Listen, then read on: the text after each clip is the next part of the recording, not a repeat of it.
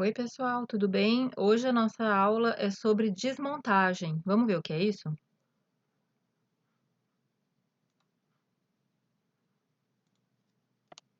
Então, a desmontagem é uma desconstrução, é um processo de desconstrução controlado de uma edificação ou de suas partes, né? Por meio da separação, né? Para quê, né? Para poder reutilizar, para poder reciclar e para poder destinar ao local correto alguns elementos que sejam resíduos perigosos, né? E dessa forma poder aumentar a eficiência desses materiais que já estão dentro do sistema, né? Então essa técnica, né, de desmontagem, ela substitui a demolição, né? Qual é a diferença? A demolição bota a edificação abaixo, né, como vocês já devem ter visto em muitas cenas, né, de demolição de edifícios, né? E com isso gera uma montanha de resíduos, né, que consequentemente vão ser mandados para um aterro, né, sanitário ou então vão ser utilizados de forma precária, né, para nivelar terrenos, né, ou para outros usos, sendo que esse material que já tem uma grande energia incorporada poderia ser aproveitado de uma forma muito mais eficiente no sistema, né? Quando a gente pensa, né, na desmontagem, né, ela é a técnica que permite com que a construção civil se insira de uma forma mais integral naqueles princípios da economia circular, né? Porque a economia circular, ela eh, tem como proposta, né, aumentar a eficiência do uso dos materiais dentro do sistema e dessa forma evitar tirar mais recursos naturais para alimentar mais esse sistema e evitar também destinar materiais que poderiam ser reutilizados para aterros sanitários, né, como externalidades negativas do sistema. Então, quando a gente pensa em fazer a desmontagem, né, tanto da edificação quanto dos interiores, do imobiliário, seja lá o que for, né, a gente está fazendo com que dessa forma o setor da construção civil consiga se integrar, né, a esses preceitos da economia circular, né, de otimizar e de maximizar a eficiência do uso desses materiais, né, que já estão dentro do sistema. Quais são os benefícios da desmontagem, né? A gente também vai ouvir falar de desmontagem como desconstrução, né? Os benefícios são principalmente, né, ó, ela preserva a energia incorporada. Então, todos esses materiais que já estão no sistema e que já estão numa forma de uma edificação, eles passaram por todo aquele processo no ciclo de vida que vocês já sabem, né? Extração de matéria-prima, beneficiamento na indústria, né? Uma industrialização completa do componente, transporte, montagem. E eles têm muita energia incorporada até chegarem nesse estágio que vai chegar ao final da vida útil de uma construção, né? Então, a gente, para ser coerente, não deveria desperdiçar essa energia incorporada, né? E sim manter esse material, essa estrutura, esse elemento construtivo em uso, né? Além disso, reduz a emissão de carbono, né? Porque está evitando novos transportes, novos beneficiamentos, né? Novos processos de fabricação de materiais, né? Reduz o custo, né? Porque os materiais construtivos, eles podem ser vendidos após a desmontagem, né? E aí esse recurso retorna para o proprietário da edificação, né? Reduz a poluição, obviamente, porque está deixando de fazer toda a mineração, todo o processo industrial, transporte, etc., né? A demolição gera até 50% do fluxo de resíduos em todo o mundo, né? Então, imagina quanto de resíduo advém da construção civil. E se a gente puder minimizar isso, a gente também está minimizando a sobrecarga nesses aterros sanitários, né? Estimula a relocação rápida de edifícios, né? O que é uma coisa interessante, né? De repente, um edifício não quer ficar mais num lugar, mas não precisa ser demolido e para construir um novo em outro lugar, ele pode ser desmontado e transportado, modificado, né? Esse lugar onde ele vai ser implantado. Maior flexibilidade e retrofit, né? Quando o edifício é pensado para desmontagem, né? se numa altura lá da vida útil do edifício surge uma nova tecnologia, por exemplo, para melhorar a insolação ou o isolamento térmico de fachadas, né? A fachada poderia ser desmontada, né? E ali colocada uma nova tecnologia sem destruir partes dessa edificação, né? Simplesmente tirando a parte que está obsoleta e colocando uma parte que seria mais adequada, né? Então, poderia otimizar muito esse processo de retrofit nas edificações, né? A desmontagem minimiza o impacto no fim de vida dos edifícios, né? E desviam os resíduos da demolição dos aterros, né? E reduz a perturbação no local, né? Porque quando tem um processo de demolição é um inferno, assim. Não sei se vocês já tiveram oportunidade de morar perto de edifício que está sendo demolido, eu já, né? Então fica o dia inteiro aquela poluição sonora e fora a poluição mesmo que representa perigo para a saúde, né? Que é aquela é, é aquela emissão de materiais particulados, aquela poeira da construção quando tem uma demolição, né? Isso é particularmente danoso, né? Não se pode ficar respirando esse tipo de poluição de poeira, né? De obra. É muito prejudicial à saúde, né? Principalmente para os pulmões, tá? Tem muitos pontos favoráveis, né, à desconstrução ou desmontagem, mas tem um ponto ainda que se pode dizer que ele é incerto e pode representar um aspecto desfavorável, né, que é a incerteza com relação ao desempenho, né, desses componentes da construção depois que eles são utilizados durante muito tempo, né? Será que eles estão degradados, né? Ou será que eles são ainda eficientes do ponto de vista estrutural e seguros, né? Então, esse é um ponto que ainda desperta certa dúvida, né? E o que que precisa acontecer, né, para que essa desconstrução ou desmontagem ela seja de fato implementada e que tenha sucesso no nosso mercado da construção civil, né? Primeira coisa que a gente deveria ter legislação, né, e políticas rigorosas, né? Então, os próprios governos deveriam incentivar ou, se não, cobrar, né? Aqui no Brasil isso está muito, muito, assim, ainda engatinhando, talvez nem quase nem exista no setor da construção civil essa prática, né? Mas tem países da Europa, por exemplo, que tem para você aprovar uma obra, você tem que mostrar como que ela vai ser desmontada depois, né? Então, isso seria um, um fator que iria alavancar esse tipo de projeto, né? Que poderia ser desmontado depois, né? Ou então, por exemplo, em selos de sustentabilidade, né? De certificação, pontuar mais, né? Edifícios que possam ser desmontados ou projetos de interiores que possam ser desmontados, né?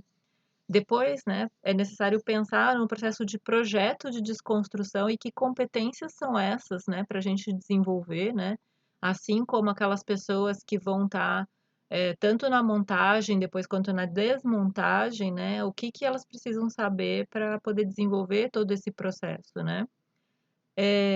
Em terceiro lugar, né, a gente precisa projetar para que esse material possa ser recuperado depois, né? Não adianta a gente colocar qualquer material sem entender como que é esse processo todo do ciclo de vida dele, como ele pode ser recuperado depois. Ou então reutilizado, né? Tem materiais lá que, né, a gente vai poder reutilizar isso como, né? Em que uso especificamente? Então é legal pensar essa etapa de desconstrução desde a concepção, né, do projeto.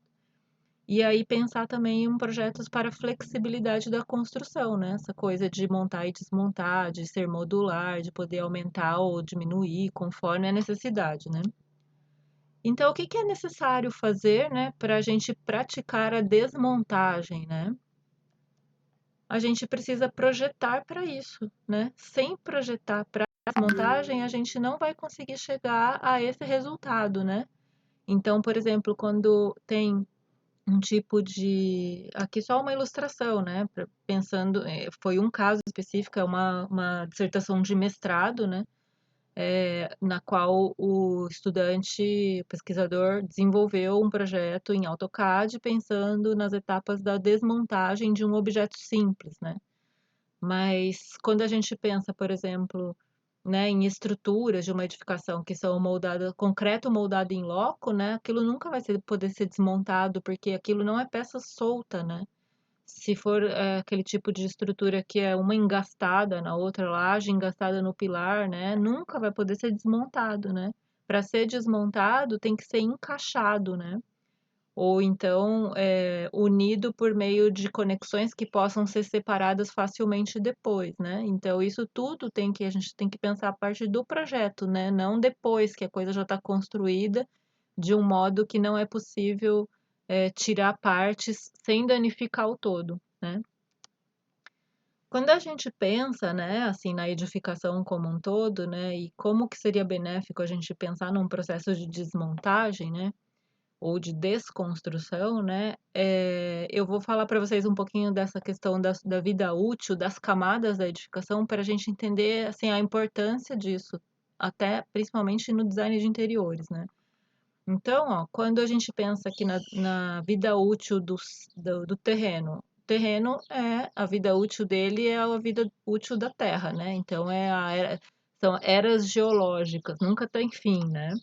A estrutura de uma edificação, né, ela pode ser projetada e construída para durar de 100 a 300 anos, então é muito tempo, né?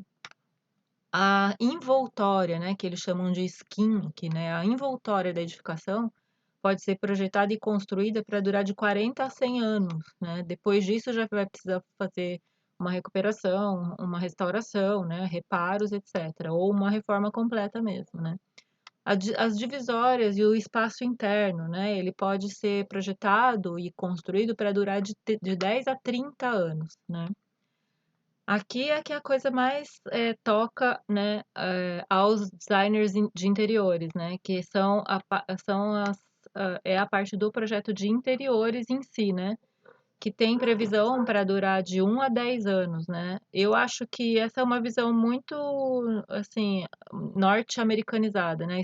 Dos Estados Unidos, assim, que tem essa coisa de ficar trocando muito mobiliário e interiores, né? E não necessariamente isso pode ser um conceito que se aplique diretamente aos nossos interiores, né? E a gente estudando a sustentabilidade, a gente tem condição de pensar, né, em projetos mais duráveis, que não fiquem ultrapassados em termos de linguagem, né, que não caiam naquela coisa da obsolescência percebida, né? Mas se a gente considera, né, que esses interiores eles podem durar de 1 a 10 anos, né, ou de 1 a 20 anos, que seja, né? A possibilidade da gente ter que trocar esses materiais, né, que foram empregados no projeto de interiores, ela é muito alta durante a vida útil dessa edificação, né, que pode durar 100 anos, que pode durar, em termos de estrutura, né, até 300 anos, né. Então, a gente vai ter a chance de trocar isso aqui, né, e a necessidade de trocar esses interiores muito mais frequentemente do que toda a edificação. Então, a importância da gente projetar para desmontagem em projeto de interiores, né, ela é até maior, né, se a gente for comparar com essas outras camadas da edificação, né.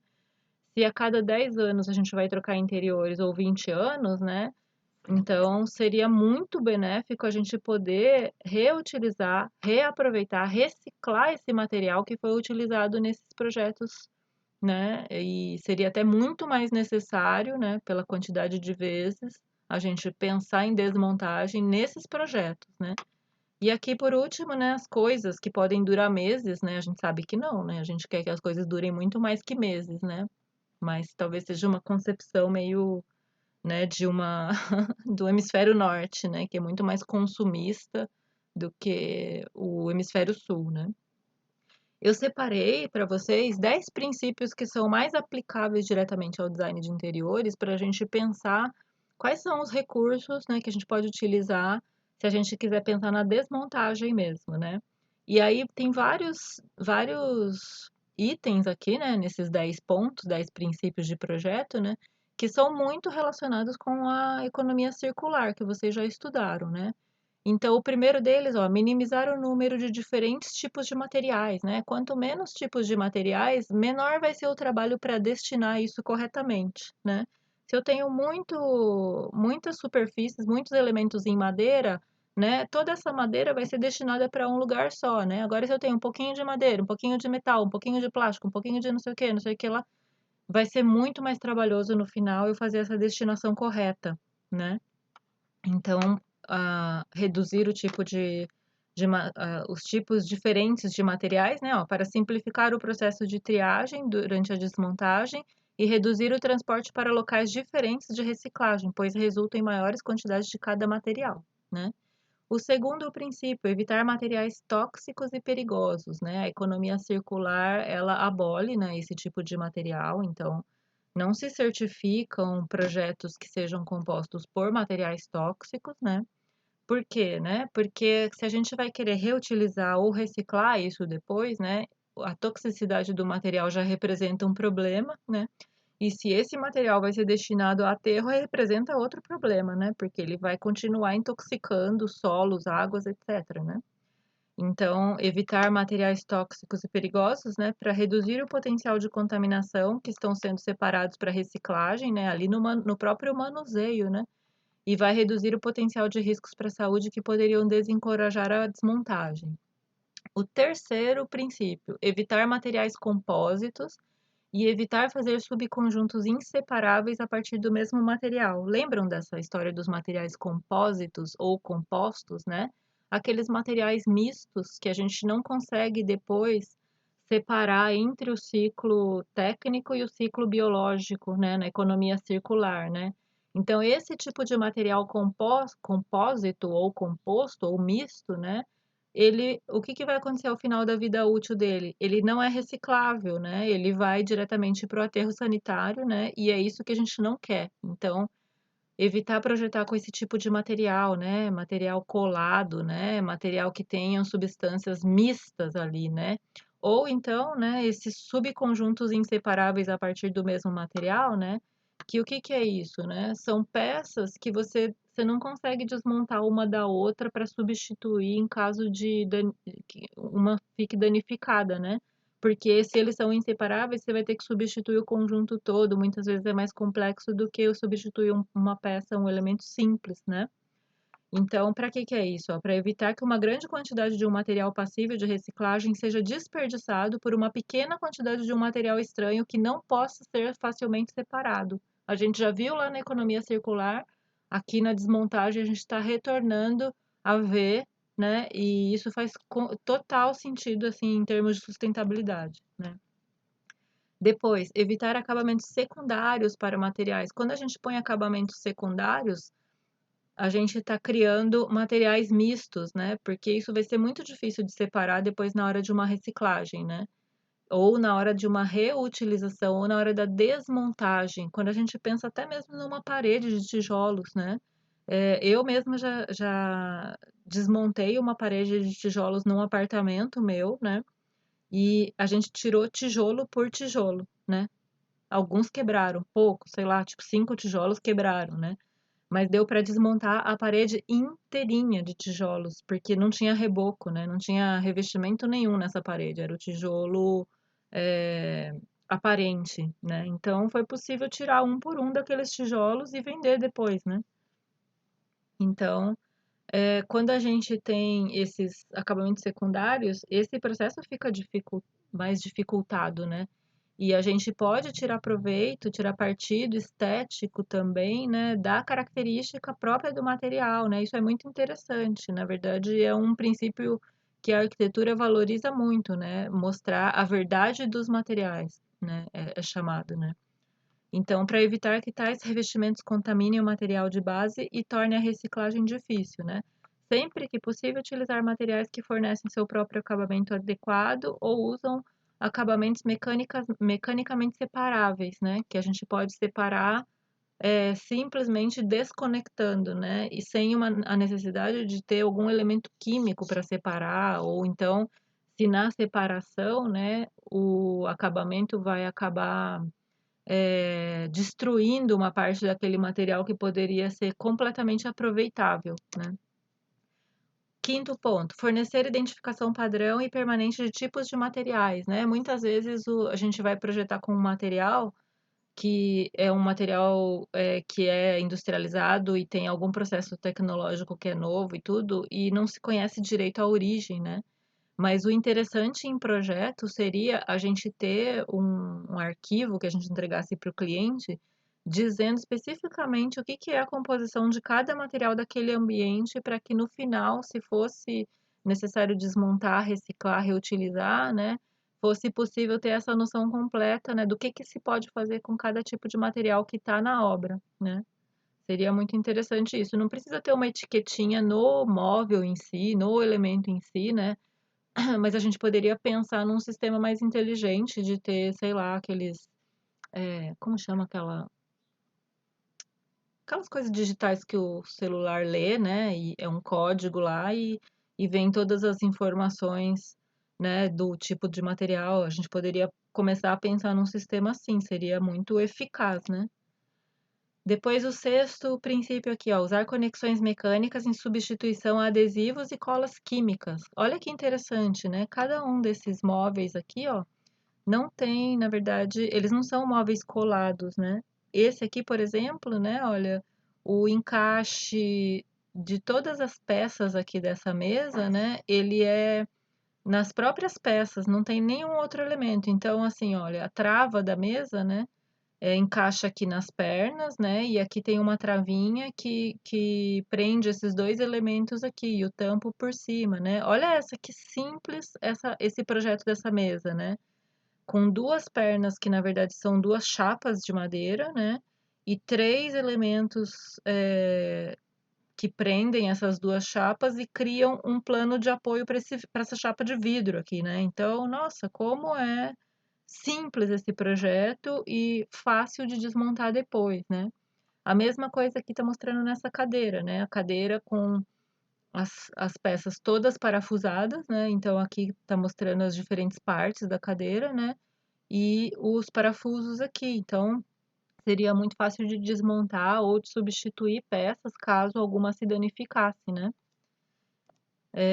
Sétimo princípio, utilizar design modular, né? Quando a gente usa o design modular, que é a repetição de peças para formar uma composição maior, né?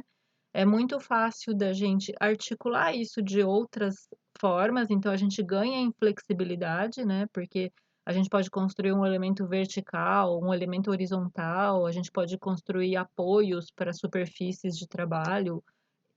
É uma variedade incrível de possibilidades de trabalhar com módulos, né? E também permite a gente substituir módulos de uma forma muito fácil se houver dano em algum módulo, né? Então, isso fica altamente flexível e com uma facilidade de manutenção muito alta, né? E reutilização desses componentes também, né? O oitavo princípio, né? Usar materiais e componentes leves, né? Então, isso já é pensando, né? Quando o projeto for ser desmontado, as pessoas vão ter que manusear, desmontar, transportar isso manualmente, né? Então, se a gente projetar com materiais leves, né? E componentes leves, a gente está pensando nesse manuseio futuro, né? E isso vai facilitar muito todo o processo, né? O nono princípio é fornecer peças de reposição e armazenamento no local, né? Então, essa coisa toda de projetar, né, de acordo com a modularidade e fornecer peças que possam ser armazenadas para serem substituídas em caso de dano de alguma peça, né? Especialmente para peças personalizadas projetadas, tanto para substituir partes quebradas ou componentes danificados quando necessário, para pequenas alterações no projeto. O armazenamento para componentes de reposição pode ser parte integrante do projeto. Então, se faz um projeto de um mobiliário, né? Vamos supor uma mesa que é toda modular, né? Você pode fornecer junto para o seu cliente, né, uma, duas peças a mais, né, para caso de dano ou de quebra, né, e ele precisar substituir isso, né, ele não vai ter que comprar uma nova, né, ele troca a peça só, né. E o décimo princípio que eu trouxe para vocês é pensar sempre em projetos a partir de um grid estrutural. O que que é isso? É um módulo também, né, que a gente cria, é um módulo imaginário, né, no qual todos os sistemas eles vão ser projetados nessa proporção de módulo, né? Então, assim, tanto as paredes, então pode ser um elemento modular de paredes, um bloco, etc., quanto o revestimento, né? Pode ser múltiplo desse módulo, né? Quanto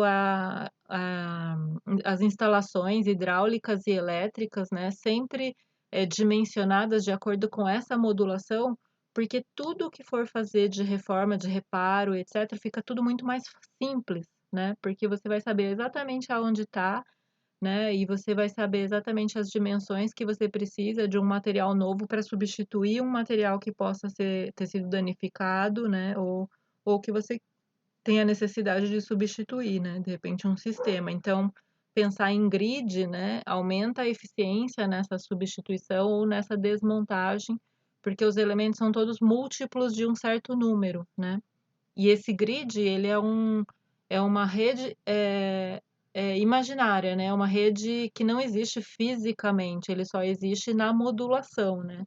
Mas isso ajuda muito a produzir projetos que sejam mais facilmente substituíveis nos elementos, né? Ou então dá uma facilidade maior de manutenção também, né? Por último, né, pessoal, eu falei para vocês basicamente nesses 10 itens, né, de dois elementos aqui que são considerados importantes, né, nessa questão para a gente ter um sucesso aí na desmontagem, né? Só que esses pesquisadores, a Kinad et al., né, que na verdade são outros pesquisadores, eles sintetizam, né, o sucesso desse processo de desmontagem em três categorias principais, né? Primeiro, a categoria de materiais, que eu falei para vocês, a categoria de projeto, que eu também falei para vocês, mas tem uma terceira categoria, né, que são os fatores humanos, né? E nessa categoria fatores humanos, a gente não pode desprezar, então, ó, essa comunicação com a equipe, né? A equipe toda tem que estar ciente de qual é o objetivo daquele projeto, né? E como que vai ser feito esse processo de desmontagem, né? Que a gente tem como intenção danificar o menos possível todos aqueles materiais para eles poderem ser reutilizados, né? Reciclados, né? Depois, né? Para a gente poder facilitar, né? Essa execução da desmontagem, a gente precisaria ter ferramentas adequadas, né, para essa equipe poder trabalhar conforme o que é estabelecido no projeto, né, e para aumentar a possibilidade de reutilização e reciclagem, né, e também providenciar um treinamento adequado para essa equipe, tá certo? Então, acho que é isso basicamente, né? Aqui está a bibliografia, né? Se vocês se interessarem, tem principalmente esse site aqui, esse artigo aqui no ArcDaily, né? Vocês podem clicar com o botão direito e pedir para o Google traduzir, tá em inglês, mas ele traduz, né, automaticamente e é bem interessante de ler, é bem um resumo disso tudo que eu falei aqui para vocês, tá bom? É isso, pessoal. Até mais.